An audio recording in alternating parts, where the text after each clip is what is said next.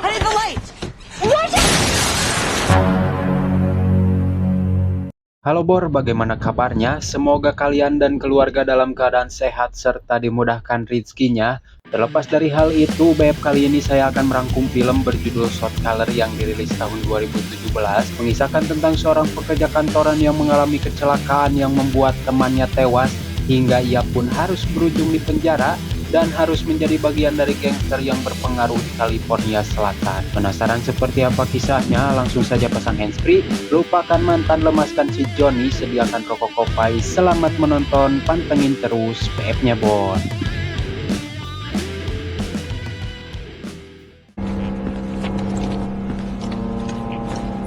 Berlatar di sebuah penjara dan kisah akan berfokus kepada seorang napi. Ia bernama Jacob Harlan yang terlihat sedang menulis sepucuk surat untuk sang anak yang berisikan permintaan maaf sekaligus salam perpisahan karena ia tidak bisa menjadi sosok ayah yang baik, dan hari ini adalah hari pembebasan Jacob secara bersyarat.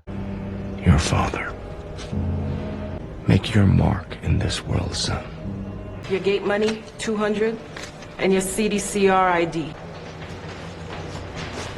Dan kisah akan flashback 10 tahun sebelum Jacob masuk penjara, di mana Jacob adalah seorang pekerja kantoran biasa yang menjalani hidup normal dan sudah dikaruniai seorang anak bernama Joshua dan sang istri bernama Kate. Suatu malam ia bersama istri dan temannya baru pulang dari acara party, tiba-tiba dalam perjalanan mereka mengalami kecelakaan yang membuat suami dari temannya tewas, yang mengakibatkan Jacob dijatuhi hukuman 7 tahun penjara. I need the light.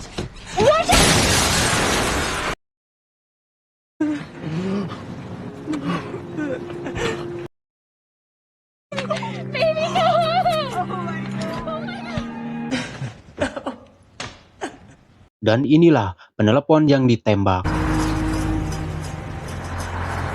Di mana Jacob yang baru pertama kali masuk penjara pun harus menyesuaikan dirinya dengan lingkungan di sana agar ia mampu bertahan hidup di penjara tersebut, karena pada dasarnya penjara di luar negeri tidak seenak apa yang kita lihat di Konoha. Tidak ada TV, tidak ada fasilitas di dalamnya, dan tidak ada kamar pribadi bagi para napi, apalagi liburan dan lain-lain. Bersamaan dengan Jacob masuk, terlihat ada seorang pria berkulit hitam yang lugu dan terlihat lemah gemula, yang pada akhirnya di malam pertamanya ia harus mendapat perlakuan yang kurang baik dari sesama tahanan yang tentunya dilihat oleh Jacob. Disinilah Jacob berpikiran bahwa jika ingin bertahan hidup dan tidak diganggu, ia harus menjadi sosok yang disegani dan ditakuti di penjara. Untuk itu ia melakukan perkelahian dengan salah satu tahanan di sana, sehingga Jacob harus dimasukkan ke dalam ruang isolasi.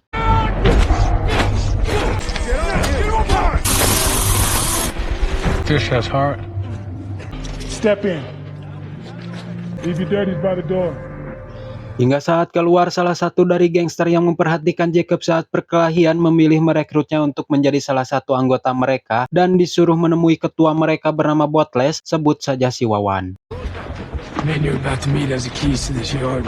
I'm not looking for trouble, no, but You'll get your fucking hands dirty like the rest of us.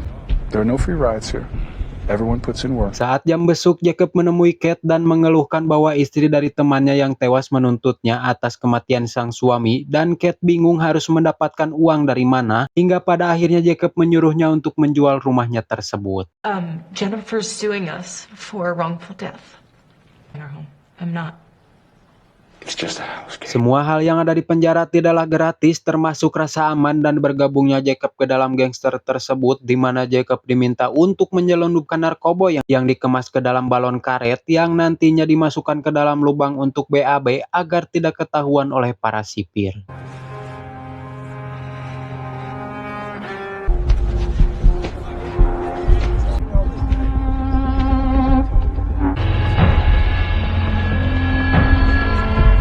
Keep putting in that work, money man.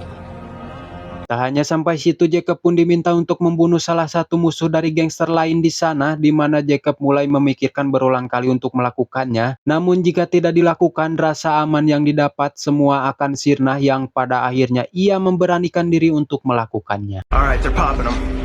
It's time.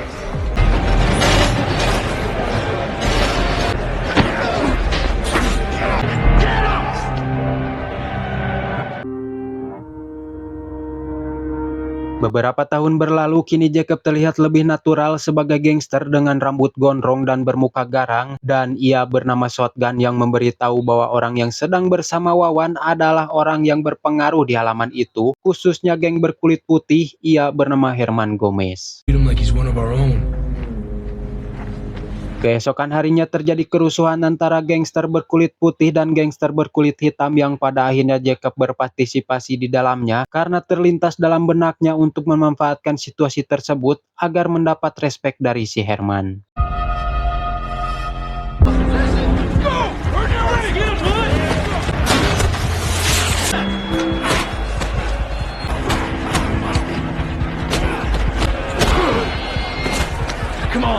Saat salah satu geng berkulit hitam akan menyerang Herman, saat itulah Jacob muncul dan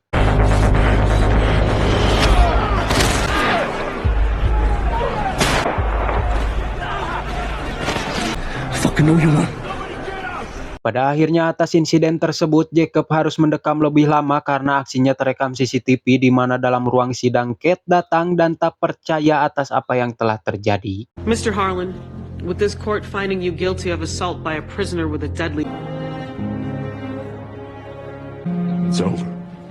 Forget I exist. Jacob pun harus dipindahkan ke penjara lain karena kasusnya telah terbilang berat, di mana setiba di sel Jacob menanyakan siapa yang berpengaruh di penjara tersebut. Who's got the keys here? Redwood from the brand?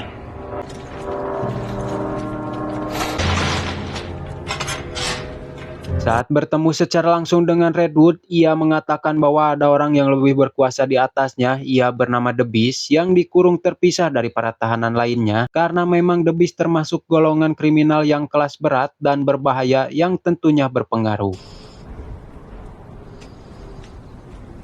Saat kembali ke sel, Jacob mendapat surat bahwa Kate memilih untuk bercerai dengannya, di mana itu membuat Jacob semakin beringas. Hal itu terlihat saat ia menyerang tahanan lain untuk semakin dekat dengan The Beast.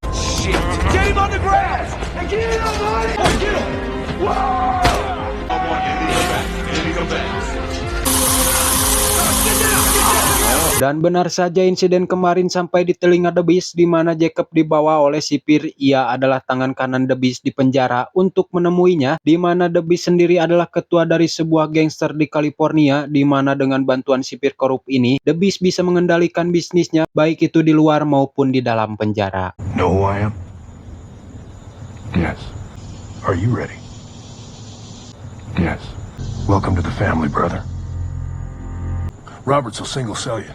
Beberapa tahun berlalu setelah Jacob menjalani masa tahanannya dan tidak ada masalah yang ditimbulkan, ia mendapat pengurangan masa tahanan dan akan dibebaskan secara bersyarat. Having a clean conduct record with no infractions.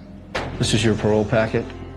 Push send, and I'll be back for it in 30. Namun setelah kebebasan Jacob, dia diminta untuk menjadi tangan kanan The Beast di luar penjara, di mana Jacob yang menolak pun dipaksa dan diancam atas keselamatan keluarganya. Think of your family in this decision. Excuse me. Tibalah hari di mana Jacob bebas dari penjara, di mana ia disambut oleh Shotgun yang bebas terlebih dahulu, dan mereka pun mengajak Jacob ke sebuah pesta untuk merayakan atas kebebasannya. Tiba-tiba, Everything okay? Hey, money, we gotta keep clocks out. entah siapa orang itu, namun tembakan tersebut sepertinya dimaksudkan untuk membunuh Jacob. Hingga keesokan harinya Jacob menemui Herman, orang yang sempat ia bantu saat di dalam penjara, di mana maksud kedatangan Jacob adalah untuk menjalankan bisnis senjata sesuai perintah The Beast. We're gonna get exact coordinates 1 hour before. Mengingat Jacob dibebaskan secara bersyarat, ia harus secara rutin pergi ke kantor polisi untuk memastikan statusnya bersih dari kriminal. Namun di sini si polisi yang bernama Catcher ini menanyakan tentang tragedi penembakan yang bertepatan dengan hari pembebasan Jacob. Girl got shot last night in South Bay.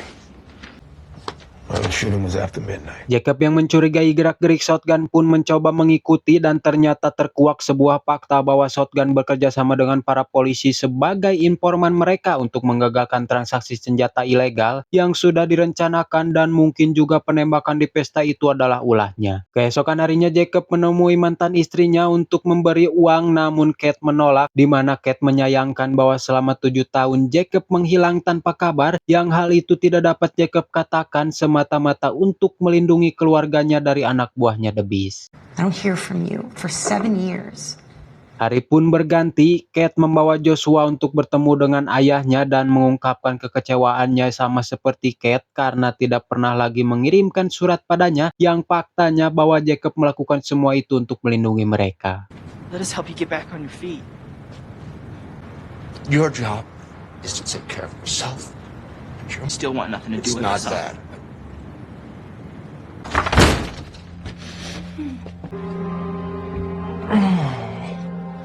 Tak bisa tinggal diam melihat keluarganya menderita, Jacob pun membuat rencana untuk menghabisi Shotgun yang menjadi ancaman dan sudah berkhianat dan tentunya orang yang berniat membunuhnya. Money, open the door.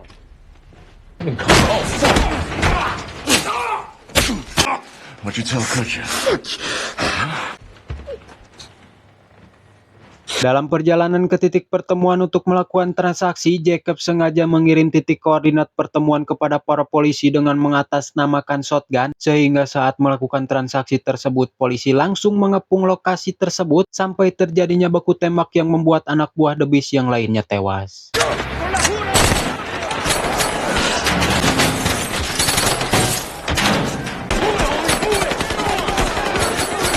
Jacob yang memang sudah merencanakannya hanya tiarap dan pasrah untuk ditangkap dan hanya Jacob dan Herman lah yang selamat. Pada akhirnya Jacob kembali dijebloskan ke dalam penjara di mana Kutcher mengetahui bahwa Jacob lah yang telah menghabisi Shotgun dan kini ia menawari kebebasan kepada Jacob, namun ia harus memberitahu semua kejahatan The Beast dan menjadi saksi atas kejahatannya. Back with Catherine and Joshua. Nothing out there is free. You give me the Beast. Let me do my time like a man. Good luck in here. Dan tentu saja Jacob kembali ke penjara di mana The Beast berada karena memang ia sudah merencanakan ini semua demi keamanan keluarganya, di mana ia menyembunyikan sebuah silet di dalam lubang BAB-nya.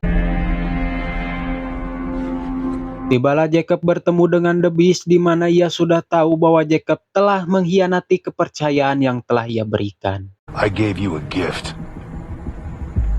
And you spit in my face. Saat akan dibawa kembali ke selnya, Jacob membuka borgol dan mengurung si sipir di mana ia berniat mengeluarkan The Beast dan pertarungan pun terjadi di mana The Beast harus tewas di tangan Jacob dengan silet yang ia bawa.